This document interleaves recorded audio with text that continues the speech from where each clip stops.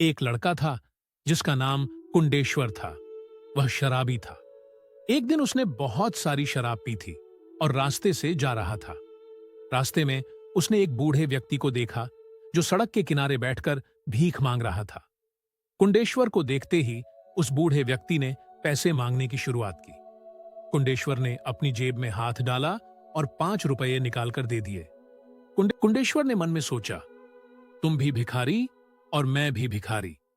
मैं भी तुम्हारी तरह ही अकेला रहता हूं, क्योंकि इस शराब ने मुझे सबसे दूर कर दिया। भाई, बहन, जीजा, दोस्त, सबसे। कुंडेश्वर ने उस बूढ़े व्यक्ति से एक सवाल पूछा, क्या मैं आपसे एक बात पूछ सकता हूं? आपको बुरा तो नहीं लगेगा? बूढ़े व्यक्ति ने मुस्कुराते हुए कहा, नहीं बेटा, पूछ लो। कुंडेश्वर ने झिझकते हुए पूछा, आपके बीवी और बच्चे कहां हैं? बूढ़े व्यक्ति की आंखों में एक अजीब सा दर्द उभर आया। उसने गहरी सांस ली और कहा, मेरी जवानी में। लेकिन फिर वह रुक गया। कुंडेश्वर ने उत्सुकता से कहा कि जवानी में आप क्या क्या करते थे? बूढ़े व्यक्ति ने जवाब दिया, बेटा, मैं काम करता था, मेहनत करता था। जवानी जवानी रहती है बेटा, अगर एक बार चली जाए तो वापस नहीं आती।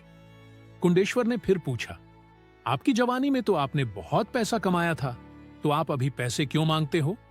बूढ़े व्यक्ति ने कहा, हां बेटा, बताता हूं। मुझे भी तुम्हारी तरह शराब का नशा, गुटखा का नशा और गांजा का नशा था। हर एक नशा करता था।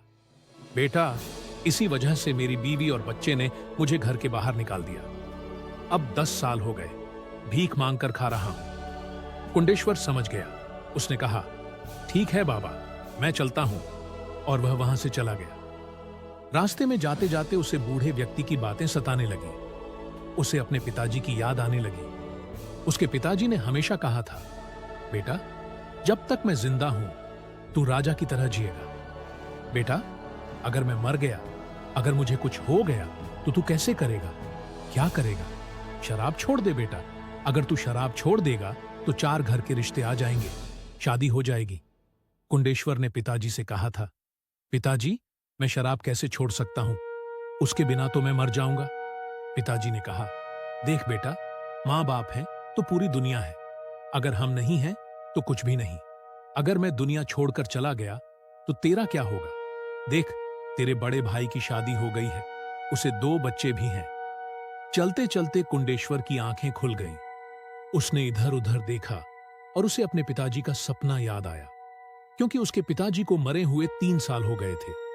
कुंडेश्वर रोते हुए और चिल्लाते हुए कहने लगा, सही बोलते थे आप पिताजी, आपकी बात सच हो गई।